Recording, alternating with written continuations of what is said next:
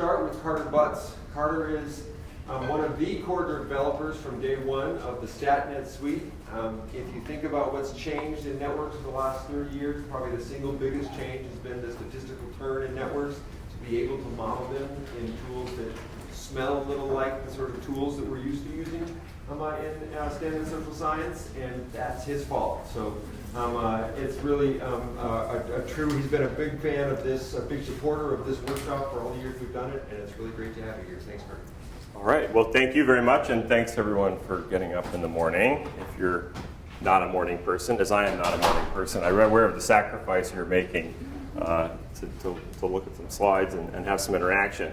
And of course, I also want to thank Jim, and I want to thank the rest of the folks here, all the staff and the people at Duke for doing this effort, because as anyone who has to organize anything ever, it's an enormous amount of work to make things happen and make it go seamlessly, and they do such a remarkable job with this thing every year, and it's it's a big, it's obviously a big service to the whole community. Hopefully you're enjoying that, benefiting from that, but I think it's just a remarkable thing.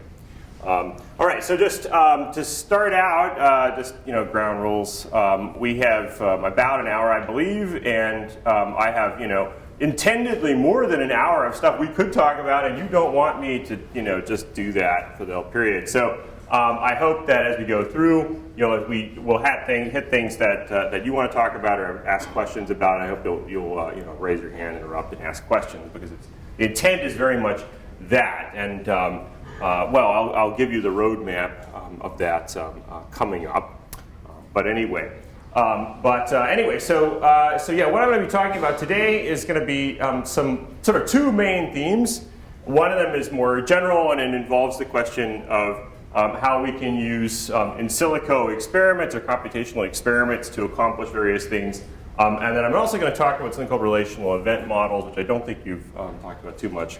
That may be something that's useful in and of itself for some of the work that you may be doing. And so what I'll do is I'm going to start out with kind of general background. I'll show some examples. I'll talk a bit about the experimental part. And it's going to be pretty high level, but just to kind of seed your head with some ideas. I'll show a couple of simple examples from the literature.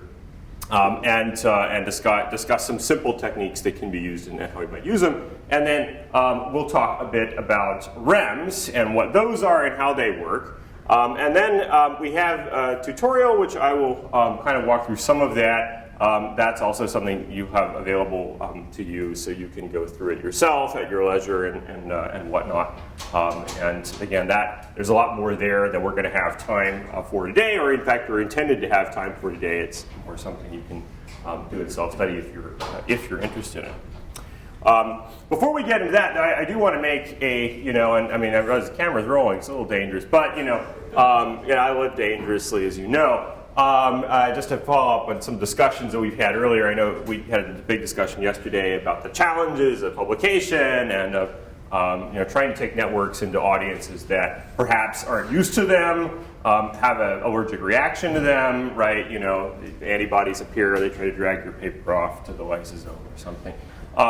But in any event, one thing that wasn't brought up, I should point out, is that some of you most of you are relatively new to the game, think this is some kind of thing that happens to new people, but we, the seasoned, the veterans, we don't understand what it's like. It just doesn't happen to us.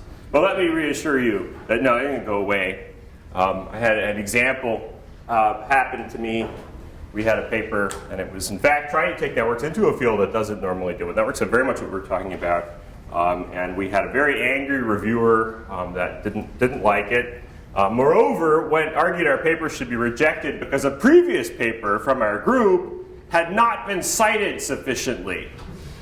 And therefore, this paper should not be published either, which is remarkable. In fact, they went through our citations, apparently, on Google Scholar, and they discovered, which was a revelation to me and also very sad, that actually almost all the citations the stuff had gotten were from us, of our follow-on work. They also thought the work was extremely theoretical, which is why we had sent it to a theory journal. But anyway, so they were very, very upset, and that our work was very bad and shouldn't be published. So, you know, and that happened, you know, what, 10 years ago, 15 years? No, that was like last week. Well, it wasn't last week, last few months. So indeed, you know, guess what? You're never too old to have these exciting things. You know, I get told I don't know anything about networks. I get told that, you know, anyway, all sorts of things. So, you know, it happens. You're going to get these reviews, and that's life. Now, this particular story has a happy ending, so we did go back to the editor and say, come on, that's a very weird reason to reject something because another paper that isn't this paper wasn't allegedly cited. And I was like, well, is there a threshold number of citations that we have to have for previous work? Anyway, so anyway, I was like, well, if you think the paper's no good, then that's fine. I mean, I'm an editor too. You know, if you don't think it has legs here, that's fine. Reject it. We'll move on. That's okay. But I want to hear you say it. And then they grumbled a lot and sent it back out for review again. And anyway, long story short, it did in fact get published. And you know, well, we'll see whether more than just us cites the paper in the future. That we don't know. But anyway, so just, you know, bear in mind, you know, the travails that we all deal with and dealing with cantankerous folks who may be also confronting stuff that's different from what they usually see and challenging to process. You know, is something that you will have throughout your career. It's not going to go away. So sorry. But on the other hand, you know, it happens to us too all the time. And you can persevere and get through it, and in fact, have a happy ending. It's fine. And if anything, you want to try to use it constructively. I mean, I think in this case, you know, we did look at, okay, that review didn't have very many substantive comments, but it made it very clear that, you know, we were really doing stuff they weren't familiar with. They didn't really understand, and we really did make a strong effort to try to, you know, in revisions, make the papers as accessible as we could. It was a genuinely challenging paper. Even, you know, my own opinion, it was a hard paper. We did our best to kind of make that something that audience could understand, and in the end, it did work out. So persevere. You know, you will in the end be successful. But you know, yeah, it's just going to happen. Try not to take it too personally. All right. So with that kind of general background, as I said, what I'm going to be talking about today is you know is about doing in silico or computational experiments. Now, one of the things I should emphasize, you know, at the very beginning of things is that, you know, this is not a new idea. This is a very old idea. And in fact, when I started my career back in the 1990s, it was already an old idea back then, but certainly one that was extremely in fashion at the time. And a lot of us, in fact, did a lot of work with what are then and now called agent-based models, trying to probe the emergent effects of social mechanisms. So trying to understand a bunch of social agents, they're doing things, they follow certain kinds of rules. What does that do to the social structure and to dynamics that result? Okay, if you change the behavior of the individuals or the context the individuals are in, how does it change outcomes? And we probed that primarily by computational experiments. So we would change properties of the agent, change properties of the setting, simulate outcomes, and see how did that work out? What did it do? And so this is not a new idea, and yet if you look at the literature, I think you'd see people are starting to get back into this idea. So we might ask, first of all, you know, well, I mean, it never completely went out, but why would it somewhat maybe go out of fashion, and then why is it back now?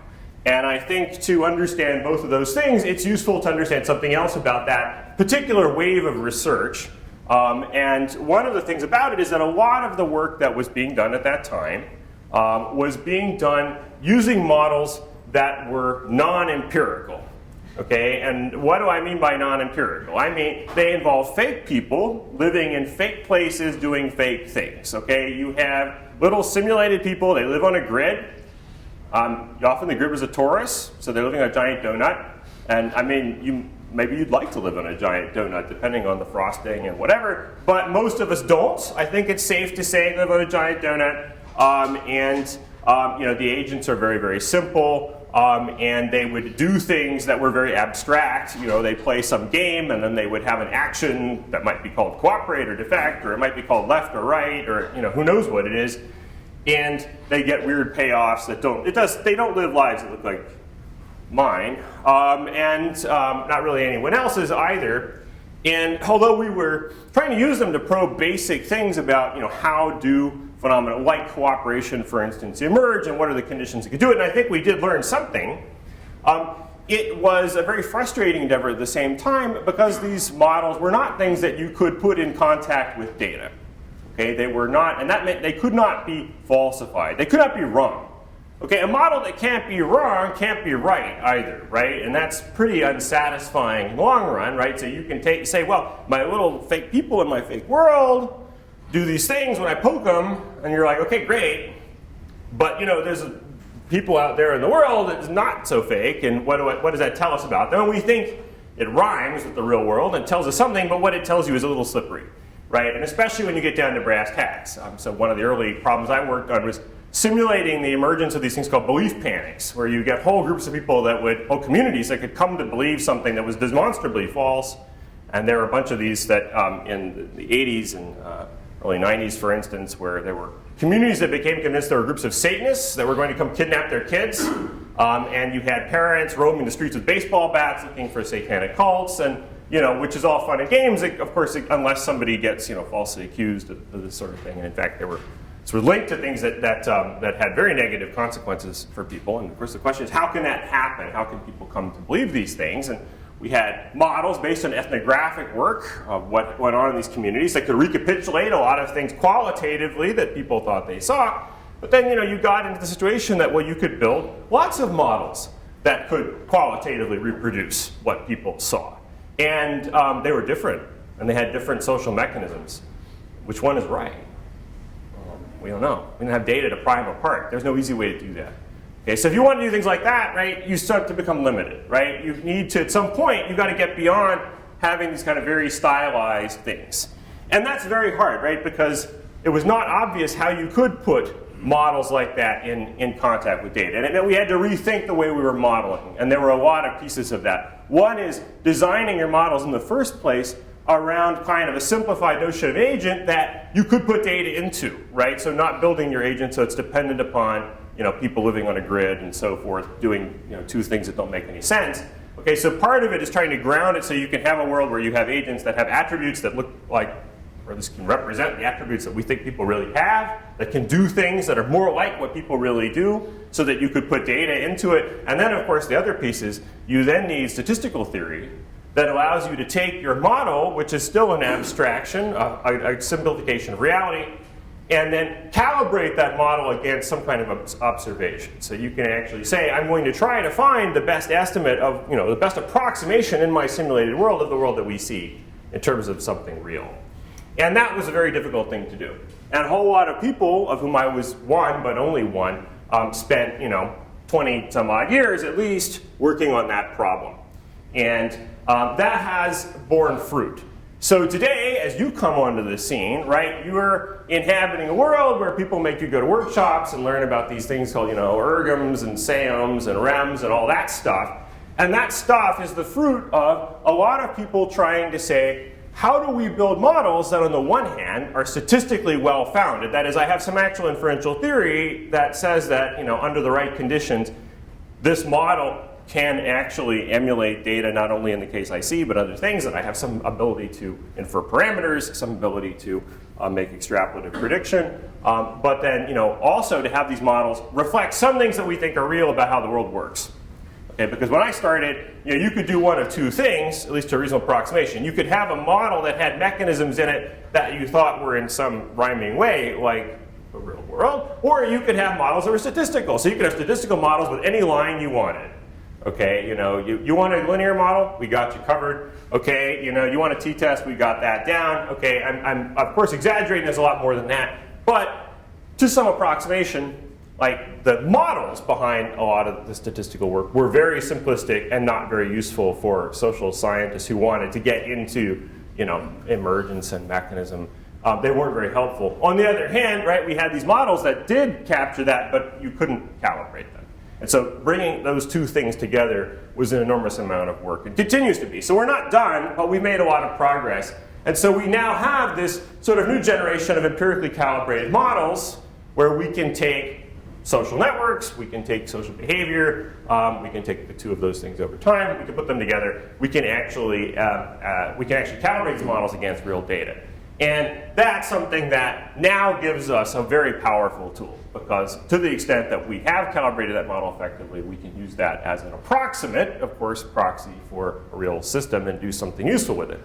So that's one of the things I think that has motivated this comeback, is that we have been basically prepping for it, for a couple of decades now, and now the stuff is getting mature enough that we can come back and start to go back to those old questions that we had before, but now see it with new eyes. That's one reason. Another reason is because, of course, we need models to do lots of stuff, and in a way that has never gone away, but I think it's certainly a demand that we have today, right? We need models to do things like informed study design. So for instance, how many of you have ever done a power analysis? I better see some hands go up, okay? You ain't getting no NIH money without a power analysis. I had a grant. We also get, in addition to papers, we get grants rejected, just in case you're wondering. I had a grant rejected not that long ago, and reviewers didn't like lots of things they hated about this grant. But then there's this one comment, and they're like, nice power analysis. Knew that. Yeah, they love that power analysis. Okay, if you've done power analysis, right, if you're, you may have felt like if you're not a statistician, it has a certain ritual character, perhaps. You may wonder about it. If you are a statistician, it has ritual character, and they can be taken a little bit ritualistically, but they serve a purpose, right? Why do we do the power analysis? Anyone tell me why we do power analysis? Other than you have to, or the reviewers reject your stuff? What's the point? Not an ex post facto, an ex ante power analysis. It's now you're afraid. It's like, oh God, he's going to do statistics. Yeah, trust is a strong word. That's an optimistic word you use. But yeah, right? Why do we do this, right? In theory, it's supposed to be something that protects us from a certain kind of error, right? We might go out in the field. We take our very precious resources that were very hard won. We recruit subjects who are taking as we talked about last time, they're taking their time. Maybe they're putting themselves at risk. They're creating social obligations that was talked about to participate in your study. And you don't want to go out there and burn all those resources only to discover, actually, we didn't have enough data to tell if the intervention we were doing worked, right? Or to tell whether the difference we're testing is even there. Sorry, everybody, that was a false alarm. That's no good, right? It doesn't bode well for you being able to go in that community in the future, right? Or do other things, right? We need to get answers that we have some confidence, which is the right word if we're doing a frequentist thing, right? Have some kind of meaning. So if we don't see an effect, for instance, we want to think that means that probably not much is going on, not that, sorry, I didn't have a big enough N. And power analysis is a very limited tool, but it is a way of kind of, if you like, simulating a hypothetical result ex ante and saying, if this effect were there, how likely would I be able to see it? Right? If something was actually present. And we want to confirm that, if there were an effect, at least of a certain size that we think is realistic, we would have the data we would need to be able to tell. And so we make people go through that exercise, because if you don't, right, you run the risk of wasting everybody's time and resources, which is not so good, right? And that's among other problems with it. So that's one of the reasons we do that, and it is actually kind of important. No one likes it because it's a pain, and it always tells you things you don't want to know, like your N is not big enough, and they will not give you enough budget to get the end you want, okay? But it's protective, right? And there's a reason for it, right? So that's a very simple example, but of course there are other things that we may want to do in that vein as well that are more complex. So for instance, there was a lot of talk yesterday about all the complex things that can go on in interventions and how they can go wrong. And of course, if we're intervening in a social system, things might be complicated. People might influence each other, for instance. And that ideally ought to be part of our thinking. We think about what might happen. Of course, something like a t-test is not going to protect you from that. But models may give us a way of knowing what might happen, hypothetically, if we went into a system that did something. Okay, and that can allow us to check ex ante, am I likely, for instance, to have an intervention that's going to be big enough to be effective? Am I targeting people in a reasonable way? And of course, it's not going to tell us everything because we're basing it on a model, which is certainly imperfect, but it could give us some kind of an attempt at an answer that could help guide us. And of course, some of you, if any of you do any biomedical stuff, any of you ever been involved with or aware of how pharmaceuticals work, if you think about drug design, drug discovery, right, you know there's a very long chain, right? We don't just get some stuff out of a sea slug, it's always a sea slug. You know, in organic chemists, it's always, you sit on a cancer research panel or whatever, they're always like, well, we have this drug, we have this great anti-cancer compound we want to get. Okay, why do you think this is a good compound? It came from a sea slug. I'm like, okay, but why is this good? Sea slug. They really do this, I'm telling you, you sit on the panel. Okay, not very convincing perhaps, right? But the problem is, okay, you get this lovely compound from the sea slug, and then what do? You test it, in vitro, and you see, does it do something in the test tube that seems reasonable? And if not, you throw it away, you get a new sea slug. If it does, right, what do? You take it to cell lines, right? You test things against cell lines. So if I have actual cells, right, now why should I have to do that? I had a great molecule. Why do I need to test against cells? Because cells don't work like little stuff in a test tube, okay? Even though they're very simple, right? You might have this lovely drug that you made, but it won't go into a cell. Or it goes into the cell, and then the first thing that happens is the cellular police grab it and haul it off to the lysosome to be broken down. Okay, and sorry about your drug, didn't work. Okay, so you have to test that, and then of course, even that is not as good as testing a real animal. And of course, we have many stages up until we get to humans. A part of that is safety, but also a lot of it is efficacy, because there are many reasons why things might not work, even things that are really good ideas. So the person who maybe originally had that, maybe they did something more clever than dropping it out of a sea slug. They may have had a really good idea for why that molecule was going to make a great drug. And you see a lot of that with drug design, especially these days, people trying to do very clever things, but most things don't work out.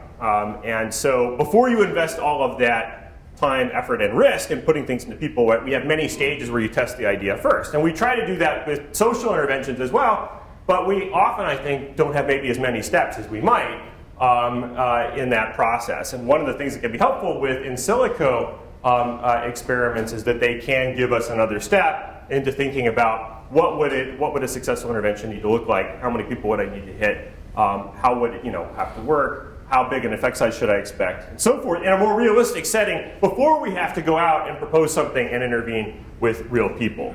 And the more stages, on the one hand, you might think this is lame. You're saying I have to have more steps to go through before I can get out there and deal with people. Well, in some sense, yes, but in the long run, the idea is this is good, right? Because it can give us more ways to probe our great idea before we actually have to go out there. Because there's lots of great ideas that just don't work for lots of reasons that are hard to see ex ante. Not all of them will we be able to see with something like that, but maybe a few of them. And if it prevents us from screwing up, that's a good thing. So, that's one reason. Policy, likewise, right? You want to know what might happen if you implement something. Are there side effects? You have some system, you have some intervention in a classroom you're going to do to try to, say, shut down some behavior that you don't like. Is it going to, however, also result in people, say, becoming socially isolated?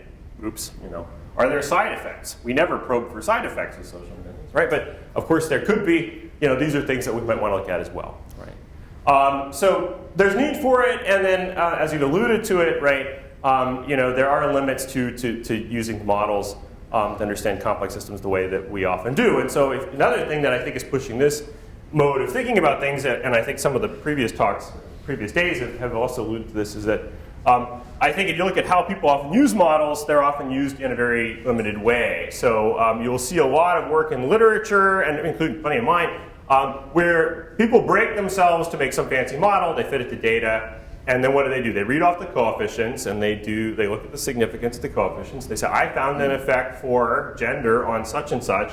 They declare victory, and they go home. And you're like, wait a minute, what happened to that model? Okay, you spent like 2 months making that model, and you used it as a fancy t-test. Okay, that's not really telling you much, right? How is that effect actually playing out, right? And if you're talking about a complex system like linear regression, okay, things aren't linear. You want to know what is the real effect of this variable, and to get at the sense of what the real effect is, right? We often need to do something that's more like an experiment, and we can't perhaps do the real experiment, but we can do the experiment in silico. So that's another reason. So there's a lot of reasons to do all this stuff, and hopefully, by the end, you'll have more of a sense of it. All right, so let's get into some things. So there's many ways to do computational experiments. Lots of them, and you will not see them today, but they're glory, but let me give you a little bit of a recipe that I think is generally useful for a lot of things. I will use notation because they would take away my mathematical scientist license if I didn't, but you know, it is really there to make life clearer, actually. So let's talk about a basic recipe. So here's a broadly useful procedure for thinking about many kinds of in silico experiments, just kind of informally summarized. Right, so I'm going to start with some kind of data, and I'm going to represent that by Z here. That represents my observations. Maybe you went into a classroom and you have who talked to whom over some period of time. Maybe you have gone and done an RDS study and you have information about drug injectors in some community, whatever it may be. You have your observations. And we also have some model that we have proposed to account for, recapitulate those observations. We'll call that M. And of course that model would depend upon some theta, some set of unknowns or parameters, and of course some observable covariance. And so of course what we're going to do first is we're going to take our model, we're going to fit it to the data, we're going to calibrate it so that as much as possible, right, it reflects what we think is going on. Having done that, we're now going to choose some statistic of substantive interest, some outcome that we're interested in. Perhaps I'm interested in a classroom setting or in a school setting, how many people are smoking or drinking or having fun in some other way. And so let's let F be that statistic. It's going to be some property we care about. And so then what are we going to do? The first thing we're going to do actually is before we do any other fancy experiment, we're going to simulate draws from our model. So we're going to take our model, we're going to run it forward. We're going to look at alternative outcomes the model might have. So if we're looking at, say, smoking in the school, we're going to simulate the behavior of people in the school. From our calibrated model, we're going to see how much smoking there is. So we're going to simulate it a bunch of times, we're going to calculate our statistic, and we're going to compare F of Z, which is the actual observed statistic, to what the model is producing to verify adequacy. Adequacy checking is very important, right? We want to make sure that the model is producing credibly something that looks like what we saw. Otherwise, the model's probably not great for that purpose. By the way, models are models. Models aren't real. I was at once I gave a talk and someone came up, I had a poster, someone came to a poster, I had a model. This person said, well, how do you know this is true? And I was like, oh, I can help you with that. It's false. Easy. They're all wrong, okay? As the saying goes, right, famously, all models are wrong, some are useful. The question is it adequate? Okay, adequacy means, is it reproducing what you care about well enough for your purposes, right? Some things it's not going to do, some things it is. So you need to make sure it's useful for the thing you care about. If you're interested in reproducing drinking behavior, your model is not reproducing drinking behavior, probably not so useful for what you want to do. So we verify model adequacy. And then having done that, now what we want to do is consider a new set of alternative conditions where we're going to examine the model. And those might be things that we might change. We'll see examples. We might change the parameters of the model. So we might change the social forces that govern how the system works. We might change the covariance. We might change the setting in some way. What if the mix of students was different in the school? How might it affect things? We're going to define a set of conditions by changing those things. For each condition, we're going to draw a new sample. So again, we'll simulate hypothetical outcomes. So we're going to have hypothetical schools with these hypothetical different kids in them. We're going to look at outcomes in those hypothetical schools. And then, of course, what do? We now analyze the cross-sample variation across our conditions to look at what the impact of theta, that is our forces or parameters are, and the conditions set by the covariates are on F with respect to M. And there's a million ways to use that basic recipe, right? It's very simple, right? There's actually nothing very fancy. We're doing just what you would do, right, in any kind of sort of experimental design. But the key thing, right, is that we're going to do this in model land. In model land, we can change the way things work. And we want to know, how does the thing we care about altered by those changes? Now, of course, it's a very general recipe. You can use a lot of ways. There are many kinds of things you can do. Here are a few examples of common types of experiments. And again, none of them are novel. You also see them go by different names. I'm going to use some nomenclature here, some of which is sort of borrowed from biomedical world. One, because I think they actually have a fairly nice way of thinking about how you do experiments with complex systems, because they have to deal with complex systems. If you study frogs are pretty complicated. And you want to know what happens if what's going on in a frog, say optical system, you have to think of what happens if I intervene on the frog, right? We have to have a way of thinking about that. And so, frog is complex just like a school is complex, and they've developed a whole lot of nice ways of thinking about it. So I'm going to use some terminology related to that. So one kind of thing we can do is what's called knockout experiment. The idea of a knockout experiment at a high level, so this is just bumper sticker level, is we're going to take some mechanism that's active in our model and we're going to turn it off. Just like you might, so this is borrowed again from a biomedical context, there might be some mechanism in that frog. Say you have an enzyme that makes an opsin, it's in the frog's eyes, help the frog see, you think, but you don't know what that really does. If you didn't know, you might say, what's the effect of that? We're going to knock it out. So we'll turn it off. Maybe you CRISPR it out, maybe you put some interfering RNA in it, whatever it is, you knock it out, you turn it off, and then you see what happens to that poor frog. Right? And you compare the frog with and without this mechanism. So say in the school, I'll show you an example in a minute, we could take something like, say, social influence, peer influence. And you might say, what happens if we turn peer influence off? Okay, now note, I'm not saying that I can go into a real school and turn off peer influence, right? If I do that, I would need the model, right? But in a model, I can. I can go in and switch that thing right off. And then we can say, what's the effect? What does it do if we turn it off? Okay, that tells us something what the mechanism is doing, right, by comparison. We can also, of course, we can knock things out, we can also knock them in. We can take a mechanism that wasn't there and we can add it. So we can add something that wasn't happening in our calibrated model. We can see if something does. Let's say, for instance, that there is, you're looking at smoking behavior. Let's say that actually empirically you saw that there is no avoidance of smokers by non-smokers. Now, in fact, in practice often do see that, but let's say you didn't. You could say, well, what if we had a norm that emerged for people that want to hang out with smokers? What would it do? So we might add that to the model and then say, okay, what does it do? So that's called knock-in. We can knock things in and out. We can knock them up and down. We can just take all our prepositions. We can just use them. Okay, so that's just where we take an effect. We can amplify or attenuate it. Sorry, what? Do not knock up your model. Yeah, that's it. Well, yeah, there are things that are we don't talk about in these types of things. So that's left to your own devices. So we can take an effect and we can amplify it or attenuate it. And then, of course, we can do other things. So all of these involve changing basically the parameters of the model. Okay, the things that govern the forces, the mechanism of the model. We can also change our context, right, and or our covariates, right? So we can, for instance, change individual settings or feature settings from the calibrated scenario. So again, in our school, perhaps we might change the number of students in the school, or we might change the characteristics of those students, the demographics of those students. Okay, the grade distribution. We could change things like that and say, does it matter, for instance? And why would we want to do that? Well, there's a lot of reasons. One might be robustness.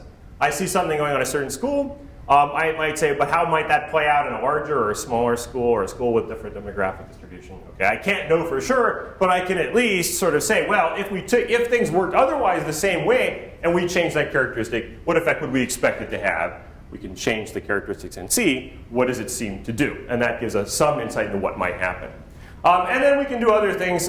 Here's another example of something that's a little more complex, but interesting. If we have dynamics, so if we're simulating not just a static situation, but something emerging over time, we can do things like interrupted sequence experiments. So we can take a dynamic process, we can intervene in a particular point in time, and then change something, and see what that does to the continuation of the sequence. So for instance, to take an example that we studied, not a health example. Well, it was related to people's health, but not in the same way. Looking at communication, the World Trade Center disaster, which actually we'll see an example of that later. Some of these models were actually invented to look at that data.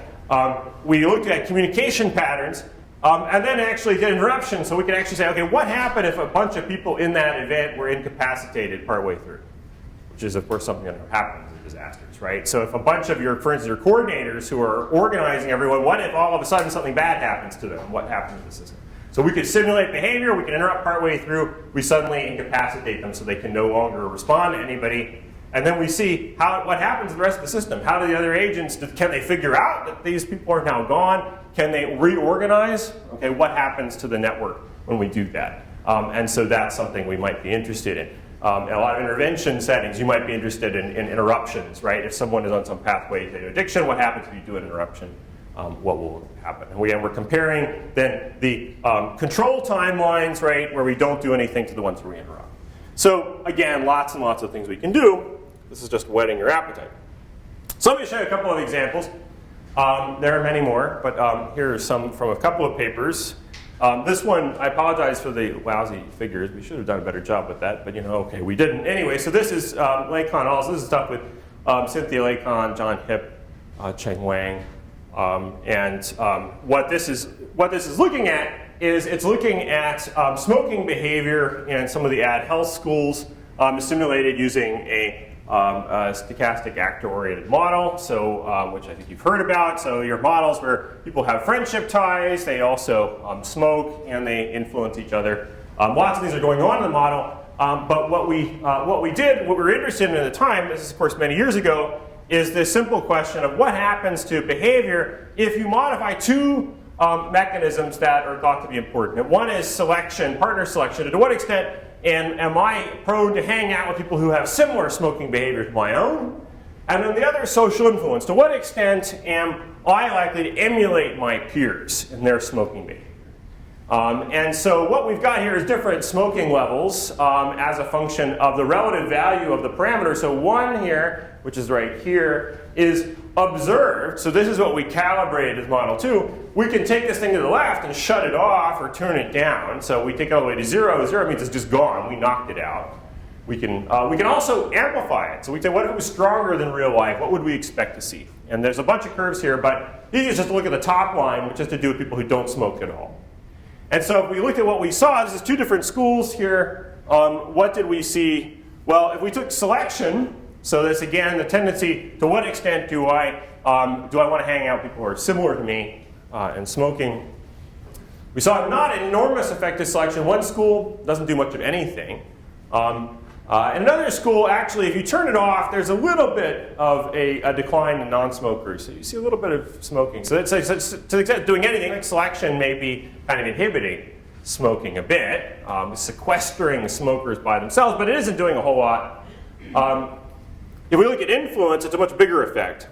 But one thing that was interesting at the time, and some people still, I think, is kind of interesting, is that now there's a whole story, right, that people like, that the effect of social influence is to make good, clean, happy young people turn to darkness. And, they smoke and they drink and they dance and they listen to that, hip hop stuff that, who knows what they'll do next? They get long hair.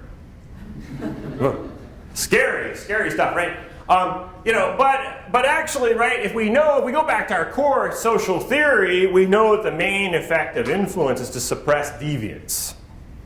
Actually, right? Because if you're being influenced by people like you, or people not like people around you, rather, to be like them, okay, then we know something, and that is that the people around you, the people you're tied to, on average, are more normal than you are. That's a regression effect, regression to the mean, right? So on average, right, your neighbors are more boring than you, right? Okay, more normal. So if you're influenced toward your neighbors, on average, you're going to be more influenced toward the population average, right? That's what we would expect to see. And so in an environment, now this is key, asterisk, right, in which smoking is relatively rare, which is true here, right, then what should happen is that actually influence should be suppressive of smoking. And that's exactly what we see. So if we turn off influence, what happens is actually the non-smokers go down, smokers go up. So actually more people smoke. And if we turn up influence, we make social influence stronger, smoking goes down. We see more people who are non-smokers.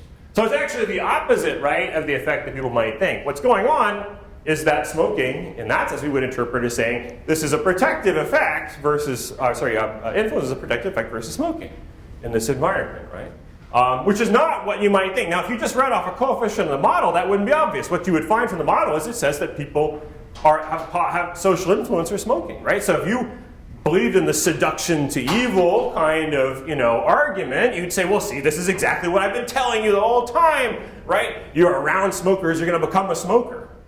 But that's not the whole story in a complex system, because everyone's influencing everyone else. So not only are the smokers influencing non-smokers, non-smokers are influencing smokers. You have a lot of people who actually might be inclined to light up, give it a try, right? Except that they're surrounded by non-smokers, right? And they'll be the only one doing it. Right? And so in fact, what we see is sort of the opposite. So this is a long time ago, a very simple model, and other people, Schaefer, others have have also probed things like this. But it shows us a really simple example of why actually using a calibrated model and doing an experiment provides an intuition that's very different from what you might have if you just looked at the model alone. Now, that's an example, of course, of a situation where we have a knockout experiment. We can take this to 0. We can knock the effect down. We can knock it up. We had a lot of different things going on in this one plot. But it gives you the idea. We can do other things, too. Multiple knockouts. This is a more complicated one. I would go into great depth about it. But just to sort of show you can do it, this is the same crew. This is a 3-behavior case looking at smoking, drinking, and marijuana. So a whole lot of partying going on. Here, just looking at different knockouts. So we had different combinations of effects that we could take out and see what was going on. And this is sort of the multiple relationships in the model. If you have two people, basically, of course, you could have all these complicated things where people could influence each other directly, but of course then their own behaviors might influence their other behaviors. And so how does this wind up working out? It's very hard to tell from the coefficients because they don't tell you how the whole system works. But if we take a knockout, we can get some insights, right? And so one of the things is to sort of say how it wound up working. So up here we have these are non-smokers, heavy drinkers, and non-marijuana users at the top, just so you can see what those are. We find on the one hand, if we knock out social influence, we actually see that it actually changes substance use in different directions, as we would say. Sorry for the. Well, there. What it always is wind up doing is it's having the same substantive effect. It's increasing the use in all of these cases. So it's compatible with what we saw in the previous case. So we actually have more total use. But we can also get other things. So for instance, we found there was a pathway from marijuana use to drinking and smoking. And it actually turns out that pathway, if we knock that out, it suppresses drinking but not smoking. So people talk about the pathway of the idea that their hard drugs are enabled by softer drugs, but we actually don't find that. But the other way was found. So it's not that people weren't going to use marijuana because they were smoking or drinking, but they might drink more from marijuana. So in fact, you can get some of these effects. So these are again things that when you knock stuff out, you can start to probe. Here's another kind of very different example. So how about targeting? Let's say you want to go out and you do an intervention on individuals, but they influence each other. So you might think, well, if I intervene on those individuals, they'll affect others in the environment, right? And in fact, we might hope to do that. That's the whole point of network interventions. Tom, of course, yesterday was here. Tom was one of the big proponents of network interventions. But there's a question of, okay, who do we target with that intervention? And so here's an result from another study by the same kind of crew. Again, using simulated experiment, same environment, also looking at health as an example. This is looking at drinking, and the basic idea is like, imagine that you have an intervention where you go and you just grab 20% of heavy drinkers, and you were able to stop them from doing that. Now, can you really do that in the real world? That's a whole other question. But what in our simulated world we can ask, what's the net effect of that on the number of non-drinkers in the school? And so, if you just, so this is the baseline you get if you do nothing. If you just do and intervene people at random, you wind up with indeed slightly more people who don't drink. So that does have an effect, as you might imagine. But if you look at these other effects, you can see that there is actual variation, right, in how big the effect size is depending on how you target people. So what we did is we looked at different things, like do you target people by their in degree, by their closeness, by betweenness, by different network characteristics. And actually, if you target people based on their eigenvector centrality or their in degree, you get rather larger effects. And this is something that we've seen in other cases as well. So it matters how you pick targets for things. And of course, you can't know for sure how things will work out, but using a model can give you some indication of what might happen. So if you only can afford a small number of people, you want to maximize potential effect size, especially from your indirect effects of the intervention, right? It may pay to do some simulation work and actually say, okay, which targets are likely to be most effective? And this is something we can try to probe. And there's no guarantee that it's going to be right. Of course, it's a model. But if the alternatives are, drawing a map from your imagination, with apologies to the great Professor Elemental, or actually using a model that's empirically calibrated, you've got a better chance of getting it right with something that's actually guided by by data. So that's hopefully your appetite for the idea. The time I have left, I'm going to say a little about REMS, and we'll say a little about in silico experiments with REMS. I think just given time, we probably won't get too much to actually doing the how-to examples, but all of the examples that are walk through doing these kinds of things that we've talked about with REMS, there's a lovely tutorial for this. You can find it on the StatNet website, and we'll also put a version up on your thing here. And you can walk through this yourself and run on your own computer, and then modify the scripts and do your own experiments to your heart's content. You can see how it all works. But what I want to do with the time we have is talk a bit about REMS and how they work first, as that may be useful in and of itself, but also to motivate some of those other experiments. All right. So what's the deal with REMS? The story of REMS goes back to basics of what we do in network analysis, right? I'm a networker. I'm interested in relationships and the patterns of relationships. And in the network paradigm, right, what we typically do is we focus on relationships that are temporally extensive, and that may not be something you ever really thought about, but it's true, right? We study, say, friendships. People go seek advice from each other. These are relationships that have some existence in time, right? They're not fleeting, at least we hope not, right? Some friendship has some beginning, it has some end, and in between there better be some period of time that's non-zero, right? In fact, usually it's quite long. People's ties turn over, but they turn over relatively slowly compared to what goes on inside the relationships. And that's what allows us to talk about things like, say, betweenness, right? In order to have something like that be meaningful, we have to have the idea of a chain of contacts, right, within the network, right? So we have to have ties that are co-present.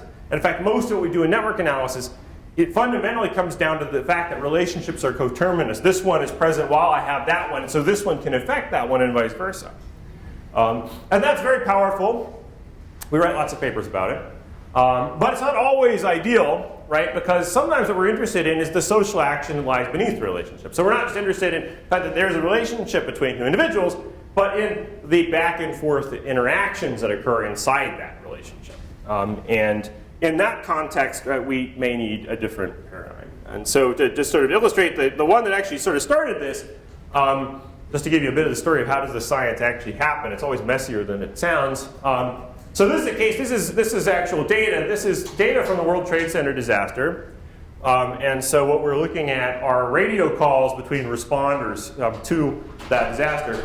In this case, this is so these are individuals that are carrying a fixed frequency radio, or they're wearing fixed frequency radios, aka walkie-talkies. They only have one channel they can talk to. That's for their organization, so everyone in the organization can talk to everyone else, but not outside. This is the command post dispatch channel at Newark Airport. They're responding to the event. And so, of course, on 9/11/2001, we had a terrorist attack in the United States. A plane hits a building, and it's going to be a bad day for a lot of people. And of those who responded, right, in units in the WTC and other units, all of a sudden, they had to do something about that. And in the case of the airport, all of a sudden they had to shut down the airport because all air travel in the United States was closed, all the airports were shut, and they had to clear out the facility and deal with people and making sure that there were no attackers or other things going on in that event. And so this is the individuals communicating with each other during that process. And so if we were to look at that as a network in a conventional way, we might do something like this. So each individual here, each node is a person. There is an arrow from I to J. If I sends communication to J during the period, I've sort of scaled them by how much communication. And when we first got the data, was a long story there I won't go into, but we started analyzing it like this, being good networkers, we learned a lot actually by doing that. It's a good thing to start doing. But lots of questions came up about, well, what's going on in terms of the social process that generates that network? Okay? Because at the end of the day, that's not really what's kind of going on, right? What's going on in the data is more like this. Okay, so these are the actual calls. So this is an animation of the actual process of people calling each other back and forth. So under the hood, this is what we have, right? It's not ongoing relationships, right? They are exchanges, right? And each exchange is a kind of fleeting event. Of course, there'd been a lot of work, and particularly work by Jim Moody had been doing about if you have data of this kind, how should you kind of try to segment it in time to not lose too much information? And it's really brilliant work. As we were thinking about it, we're like, well, we could do that, but what would be better is to not segment it and not accumulate it at all. What if we were to try to think about it in its original terms, okay, which is this set of actions? How could we do that? And that required a different kind of paradigm, which is what led to the idea of the relational event. So what's a relational event? Okay, basically it's a discrete event where one or more entities emits a behavior, one or more emits environment. That's a fancy way to say it. It's basically something that we can depict as some kind of action or interaction involving individuals. And so we can represent them, just as you think about representing an edge and network, right, by I-J pair. We can think of this like a tuple that's got, there's a sender or receiver. In some cases there may be attributes of the kind of interaction it is, but the key thing is it's got some moment of time. And the big thing that makes a relational event distinct is that we can think of it as happening at a moment in time. Now, of course, in the real world, nothing is truly instantaneous. But when we're in the regime of relational events, the duration of the interaction is small compared to the overall dynamic, so we can approximate them as being sort of instantaneous. And that creates a very different world, because in the world of networks, right, we have relationships that are going on simultaneously. But in the world of fleeting events, right, they're well ordered. So we're no longer interested in things like paths in a simple sense. We're instead interested in sequences, okay, sequences of actions. Yeah? Sorry, maybe jumping the gun here, but yeah. For the action type, do you also have some type of weighting mechanism for a possible action if it is some type of quantitative value?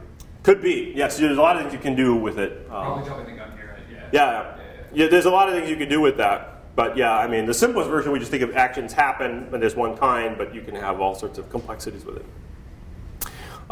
So again, I already said what the deal with the case was. It's what motivated us originally, right?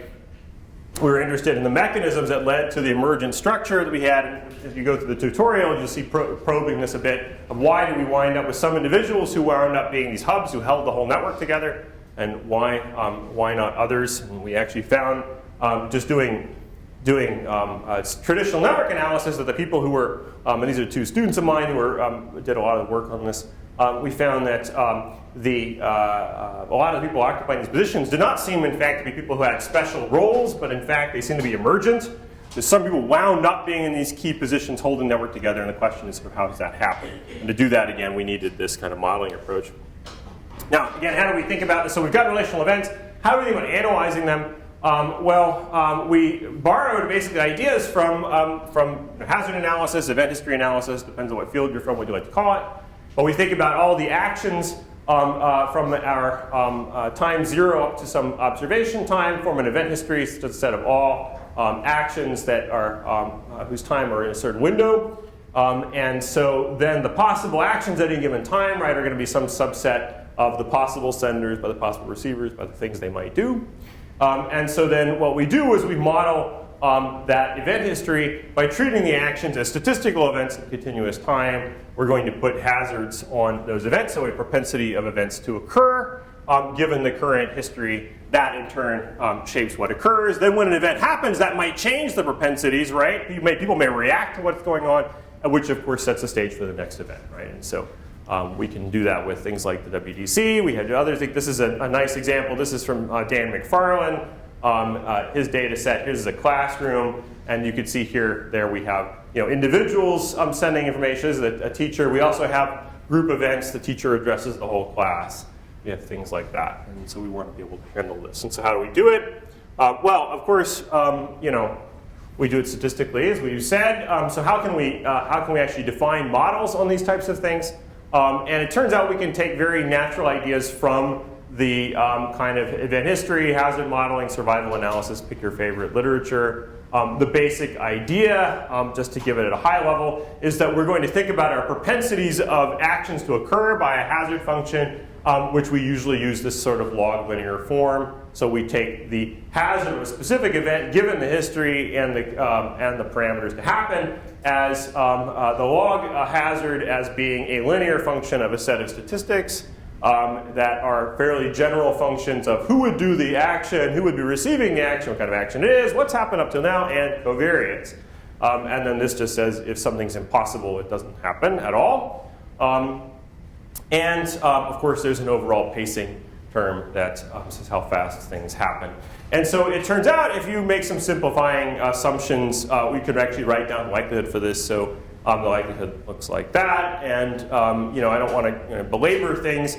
But for people who've seen kind of hazard modeling, you'll look at it and go, oh, actually, I recognize that there's something really fancy going on. For those who haven't, you're like, there's a lot of notation. What the hell is going on?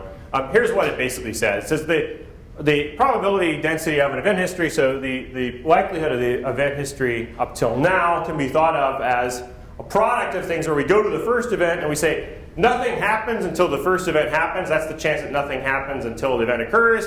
Then something happens, and this is the chance that the thing that happened. And then we wait for the next event. That's the chance of nothing happening until the next event. Then the next event is the one that it was, and so forth and so on, until we get to the last event, and then this says nothing else happened until we stopped watching. And so that's what all of that is saying. So key thing is we can write that down, and then of course we can calculate. And if you're familiar with ERGMs, and there's been some discussion of that, you know, these things can be devilishly hard to calculate in practice. One nice thing about REMS is this is a relatively easy thing to calculate. So it's a lot, not always cheap, but it's much, much cheaper than it's often the case for things like ERGMs and the like. So then how can we do inference? Well, okay, in practice, we're going to observe data on the event history. We parameterize our model by specifying the possible mechanisms that may be driving behavior, and that's done by choosing our statistics just as they are in a SEOM or an ERGM. And then we can infer theta by your favorite likelihood-based method. You can use kind of any approach you like. You can do maximum likelihood estimation. It's fairly straightforward. If you're a good person, of course, you'll do this in a Bayesian way. And we have lots of ways of doing that as well. There are some computational challenges when the number of possible events is big, but they're relatively easy. So in the grand scheme of things, it's actually not so hard compared to a lot of other things, making these quite nice to work with. So I'm near the end of time, but what I want to do in this just quick couple of minutes is just sort of, I'll just point you again to this tutorial and give you a sense of what's in it, and then you can, you know, in your as homework, right, go through and play around with some of these things so you can sort of see them for yourself. So this is what the sort of tutorial looks like that's on our site. This is actually very typical, by the way, of the StatNet tutorial. So we have this as an open tutorial. Anyone can use it. It's set up so you can load up the software and use it yourself. This uses something called the relevant package, so relational event. If you use it, you'll stop being able to spell the word relevant correctly, ever. And it does it, but it builds on the rest of the StatNet toolchain, which a whole lot of people have had a hand in developing. But you can see that what we'll do in that is it'll walk you through how to load stuff. It'll, there's a little more review of what I already talked about in silico experiments. And then it'll walk through how to fit the models. So you'll see how to actually fit that yourself. And evaluate the models. So we'll show how we see if it's working or not. The WC model, class group data model also in there. And then it's going to walk through a couple of different kinds of experiments. So we'll talk about how to do knockout experiments. So it'll walk you through doing that. One of the things you look at is, what if we take a social mechanism like the tendency to respond to somebody else when they call you, and how does that affect something like who becomes a coordinator in the WTC? And in fact, you'll see, it turns out to make a big difference on who winds up becoming central in those networks. So a little tiny social norm involving how communication works turns out to actually drive the social macro structure of the network. Talk about how to knock in various mechanisms. So what happens if you have gender effects on tendency to initiate communication in the classroom? How does that affect classroom communication? So you'll see how to look at that. How to change, what happens if you change roles in the classroom? So what if we create anarchy in the classroom and we actually get rid of the teachers? What does that do? What if we change the number of people with particular roles? And why do we do something? What if we have some intervention? Like, why do we take a teacher out of the classroom partway through? What will that do to the social dynamics? So all of these are different examples that you see if you walk through the tutorial, and it will show you how to do those types of things. Now, of course, given you're here for health, you're probably not interested in those specific questions, although you might. But the key is these are all examples of things that you can do with your own systems to probe things that you might be interested in. What if I change who's in a setting? What if I change people's attributes? What if I change social mechanisms? And you can see how to do that. And then finally, at the end, the tutorial talks about, so this you might want to skip to, is sort of, what if I want to do a simulation from a relational event model de novo? So what if I want to just postulate a model and then actually get event sequences? And I want to experiment with what happens if I create different social mechanisms and play them out. So there's a whole way we can do that in StatNet. And so this just walks you through how can you do it, what if you want to use time varying covariates, all that kind of good stuff. So the tutorial will actually let you go do it. You can play with it. You can try. I encourage you to try other things out. So it will walk you through particular kinds of changes. But you should try messing around with other stuff, right, and see what it does. And so take the recipes in there and modify them. So if I am right about time, I think we're at the normative time. But I'm happy if we want to end up, if people have last questions before we break, I'm happy to field any. Last question. Is it okay? Have you ever used this to approximate how social dynamics and intervention will work and follow up? What do you really see how well? Because I know you said it's not true follow up at the same, but yeah. Follow up? I'd have to collect data. Okay. Do I look like a data collector? That's hard. I only do easy things. If you were on a team. No. It's a very good question. Your question is very good. I'm making fun of myself. We haven't had the chance to do that ourselves, but this is something that we've been trying to figure out how can you get it to work at all.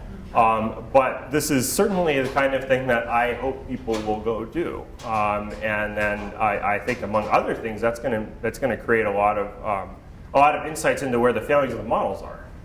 Not just the how well do things work in other respects, how well do your interventions work, but how good are the models at actually when you have to extrapolate outside of the terrain, how do they do?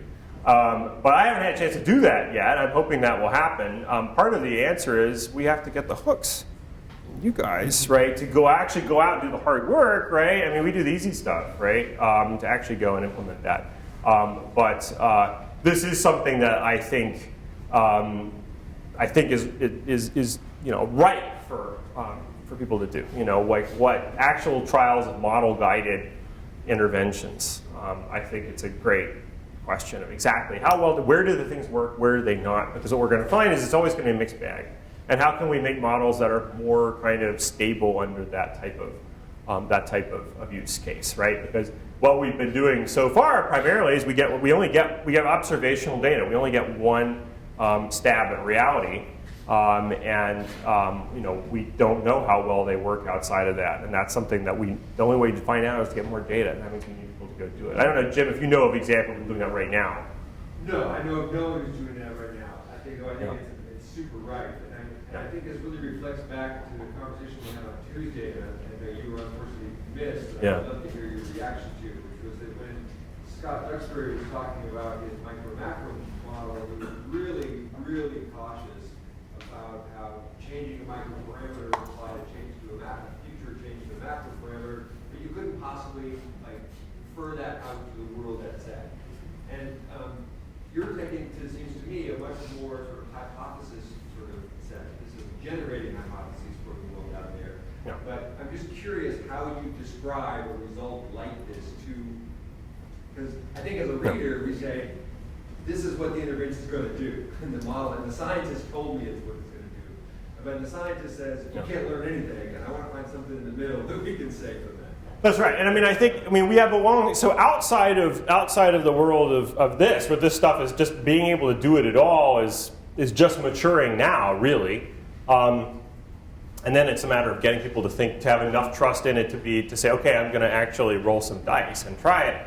In other fields, though, we do have a history of people trying to do this, and the results are mixed. Again, going back to things like drug design. You can find some things work quite well in terms of computational models. Nowadays, people use a lot of that stuff works very badly. And so I think that's an area that's useful, at least to me, that I look at as sort of inspiration of what we might expect. And so, for instance, if you look at drug repurposing studies, there's a huge amount of work trying to use various computational methods, nowadays AI, we'll do other things to try to take drugs that are already FDA approved and then see, can you use them for something else? And to my knowledge, I think it's still true that there are no successes in this, despite years of effort. And I mean, I played with it myself. During COVID, we did some stuff and trying to find inhibitors that way. And yeah, it's easy to get stuff that looks good in a model, and for many reasons it just doesn't work in practice. So some things fail. On the other hand, people use models to guide what's called rational design all the time, and often with very good results. And in terms of getting qualitative insights about why certain things happen, the models are often very good. And you can use them as very good proxies for, like, are two things going to stick together, or how is this faster than that? There's a lot of things that work. So part of the issue is, the models, a given generation of models are good for X. They're not necessarily good for Y. And it's not until you get out there and you test them that you find out. So I think, yeah, I would pick a middle course. I would say, how I would describe this is, I would say, if the world worked the way it did in the model, then we could say this is what would happen, but that's if and would. And then to the extent we believe the world is going to be like that, we would predict that it would. It's a prediction. Now, is it right? It's going to be wrong to some extent. How good is it? We don't know, right? And I think one in practice needs to look carefully at, like, well, how well do I think that the situation is likely to mirror what's going on in that model? And to some extent, you have to kind of interrogate that. But you can a priori yourself to death. At some point, the only way to know is to go and get the data. Mother Nature makes the rules. Okay, she gets the last word always. And we can predict her sometimes, and she's wily, and we can't predict it other times. So I think we're just going to need a lot of trials of seeing what works and what doesn't. What I think we'll find is that a lot of these models are probably going to be really good at some things and really bad at other things. We'll find there's some things that are very easy to predict and other things that are not. And we need more experience to do that. And that's going to involve kind of doing these kinds of, let's make a prediction, let's test it out and see what happens, and find out. A lot of different folks. More questions, and I'll do the switch up. Okay. I guess here, and then here, and then I was wondering, is there a tutorial for, if you're not using RIM, but like TERGM or ORGM, do you have a guide for that? Not yet. The only one we've made so far is REMS. Because I made it, and I decided to do it with REMS. But also, it's a little more obvious with REMS what to do with it. But yes, I think in the long run, it would be nice to have computational experiment tutorials for a lot of different things. So right now, the only one we have is there. But the ideas are very general, right? I mean, once you see how it's done with REMS, there's no magic. I'm not doing anything very special. I'm like changing parameters and simulating. You can do that. You don't need me to tell you how to do it, honestly. So it's like Dumbo's magic feather. Once you get the magic feather, you can do it. So, but yeah. I guess I have a maybe more broader kind of question. We ended yesterday talking about position and that's more common or normative in certain fields or types of analyses. But we all have ontological and epistemological beliefs of how the world works. And it feels like in some ways doing similar experiments that might also be really important to knowledge because your belief systems about how the world works kind of determines how you code certain rule sets or those possibilities and those things could happen. And so if you, I guess I was curious about. Well, sure. It's a model, right? When we say it's a model, that's what we mean, right? We mean that it embodies a certain set of assumptions. And by the way, not necessarily things we believe either. I mean, no one really believes where things work exactly like any model. That's the whole point, is simplification of the world. You could pick other simplifications, okay, of course. Part of what we try to do, and part of why we spent 20 years working on stuff, is to find classes of simplifications that empirically seem to work, and that's a lot of effort. So we have been guided to these particular choices. That doesn't mean they're the right choices for everything or the best choices, but they accomplish something. So you can take other choices, and one of the things that's quite helpful about this kind of approach is that it's honest about what the assumptions are. It lays them out. You can look at the code. You can see what they are. You can try other ones, right? And in fact, that's another thing I think in terms of in practice trying to get ideas ex ante about whether or not something is likely to play out. A natural thing to do is do robustness testing. So you can take a particular model that says that, say, you're going to have an effect of an intervention, say a smoking intervention. You could say, all right, let's mess with that assumption. Let's mess with the social mechanism. Let's add one that this group has hypothesized it worked this way. Let's try it with their model instead. So let's build a model of their theory or this other group's theory. Or maybe I talked to people on the ground and they said this. Let's put that in the model and see what happens. And if you try it a million ways and you get the same answer, that gives you some confidence that's pretty robust. If, however, you find that, no, actually, it really makes a difference, okay, I have an ethnographer, they talked to people, they said it worked that way. If they're right, you get a very different result than, say, what this biomedical thing says. Okay, so that's actually pretty useful. It's now said whatever that difference in mechanism is going to make it, we would expect to make a difference in the outcome. And that might suggest we need to do more studies to figure out which account is more veridical. Or maybe we just put them head to head, we go out and do the empirical test. At the end of the day, nature will decide, right? It's not a question of, well, who has the right position to know. We make guesses and then, we'll find out what happens when we go out there. And that, especially if you want to actually affect health, you've got to go out and try something and then see what the effect is. But what these tools are not magic. What they do is they give you a way of, in a very sophisticated way, but a way of working out what are the consequences of assumptions. If we make these assumptions about how the world works, what does it imply?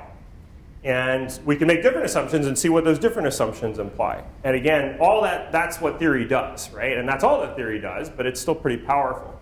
It is not a substitute for going and actually finding out. And I think we can get in danger. I have had colleagues that I have a lot of respect for, but they get a little overzealous about the modeling things. Like, we don't need to do experiments anymore because we're just going to use models to do that. And that makes my skin crawl. And it's not just a social science thing. I mean, Biophysical Society, we used to go up to this thing called AlphaFold that anyway screws up a lot, but people pretend it doesn't. It predicts protein structures. And I'm in an audience, and there are people actually arguing, well, we should just stop solving protein structure. We stop taking data, because we'll just use AlphaFold to predict everything. Or worse, they're saying, well, but people, when you publish an X-ray crystal structure, you should have to validate it against AlphaFold.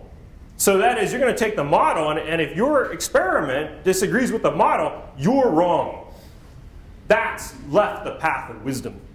Okay, we don't do that, right? I mean, empirical world has to win. But this is one of the tools we can use to try to get past. I mean, part of where I think what lies behind, maybe if not what you're directly saying, what others have said in that vein, is that we want to get past a world where someone just says, well, I'm an important person and my intuition is it works this way, and so therefore that's how it's going to work, and we're just going to go out and do it. And we know that doesn't work very well. And so this is a way that you can say, okay, here is a way somebody might think, and we can see what follows from that, but we can try out other ones and we can see what follows from those others. And we can put them all on an equal footing and we can see how it plays out. And so I think it's actually a very useful tool for getting at the kind of things you're talking about. Does the tool work for two-mode networks? You can set up two-mode networks with REMS, yes. But the general ideas I'm talking about you can apply to anything, right? Any kind of model. I talked about REMS a little, but there's nothing very specific to REMS, right? You can use all these ideas with any kind of model approach that you can empirically calibrate. That's what's important. Is there any special considerations we should consider when we're using it? I mean, that's a long story about, yes, when you model things, you have to care about it's one mode or two mode. But I mean, in terms of the core idea of doing, experiments, the logic is the same, right? No matter what it is, really. I mean, you can do these. The logic at the end of the day, you can apply it to regression if you want to. I mean, it actually doesn't depend on having a complex model. It's just more relevant when you have a complex model. Right. Back. So the answer might be the same, sort of use theory and your limits. Let's say the classroom example, for example, if you turn off social influence and then you find some emergent feature that's born out of the structure of the classroom, that's great. Then you're excited, not necessarily unexpected thing. But let's say that you turn off social influence and everybody becomes isolated nodes. But in the world, in the distribution of how classrooms look, there are no classrooms with isolated nodes. So you might expect, for example, that there's some sort of threshold at which people are like, I refuse to be by myself. Regardless of social influence, I will become contrary. So that got me thinking, what is the value? Have you found value in bounding your experimentation within the sort of limits of the empirical world? Because after those limits, you're not sure if the model that you have, you're always saying the model might be good or bad, but it may be particularly Could be. Well, it all depends on what you're trying to achieve, right? I mean, so in the case I talked about, we're talking about a hypothetical counterfactual that is it's a Gedanken experiment, right? It's not something that we can really do. We can't turn off social influence. Humans are human; they're going to do that stuff. You can't make them not do it. You can't turn it off completely. But we can say if all of the other mechanisms were as we think they are, and you had some kind of robots, if you like, they're not really human, that behave that way, what would it do? And that gives us gives us a point of comparison to understand what the humans are doing and what the role of influence is in the system that we actually see. Now, in that statement is a statement about a model. It says, if the world works the way we think. Now, does the world work the way we think? Is the model right? Well, that's a whole other question. How good is it? And of course, yes, like a model, as you push past the limits of where it's been calibrated, right? It may not be a good reflection, but of course, that's that doesn't change the fact that what I'm saying is still a statement about the model, right? If it worked this way, this is what would happen, right? And that's the thing you always have to remember in your head. The mantra is that. Now, depending on your goal, is that an interesting question to ask? I submit that to get insight into something like fundamentally in a school, like say in those health schools, would we think, given that we think these models credibly reflect some approximate view of reality, do we think on average influence is having a protective effect vis-a-vis smoking, or is it seducing people to smoke? I think turning off influence is a pretty insightful way to get an idea about what's going on. Not that we think we could do that, but because it gives us a point of comparison that helps us understand what is the role of influence in that system. We're seeing in that system it's actually suppressive. Okay. Now, for other purposes, of course, if you're going to, say, plan an intervention or something, then certainly you're interested in calibrating things within the realm of what's observed. And you might need to have other data to get that. For instance, it might be useful to look at a range of, fitting things to a range of schools, saying, okay, what is the range of this covariate that we usually see? And then if we're going to talk about extrapolating to what do I think might happen in a new school, then I think we might want to simulate, okay, what's the variation over ranges that we observe? And actually, I think that's something that's a very useful potential a function of this type of approach, is to say, okay, if you're going to go out and collect new data, what range of outcomes might we expect? And we could say, well, we don't know, but we can look at the range of things that we've seen in the past, and that could also include varying the demographics of the schools, varying other features of the schools, as well as varying social mechanisms that we could say across the range of, say, demographics and mechanisms we've seen before, what's the usual distribution of outcomes we would hypothetically expect to see? Now, will that happen if you go and get a new one? We don't know that, but at least it gives you some ability to say what you might expect given that range. And then that creates a whole new really interesting set of questions about how do you bracket that range, right? Because to do that, you need models that are comparable. You can't just read off a coefficient, right? There are all kinds of questions that raise up. And guess what? It's a research area, right? So there's a lot of questions to be asked about what's the most effective way to do that. How can we best bracket ranges of reasonable effects? And I think that itself is a really interesting research question, right? And rather than just getting at, well, we see significant effects for X, and only for Brontosaurus you saw a significant effect. Okay, that didn't tell us much of anything. What's the range of strengths that we have, and then what is the range of effect that has on outcomes, right? Those are questions that are more productive, I think, in practice. And, being able to model things gives us a way to think about that that's concrete. But there's a million questions like that we might answer. The answers are going to be, it's going to depend on what you want the model to do. And so we always have to come back to what are we trying to accomplish. Awesome. I think we've for a non-morning person, we've taken too much of your time. Thanks to all of you for your questions. All right, so given we've gone a little bit over, I'm going to take a poll of the room.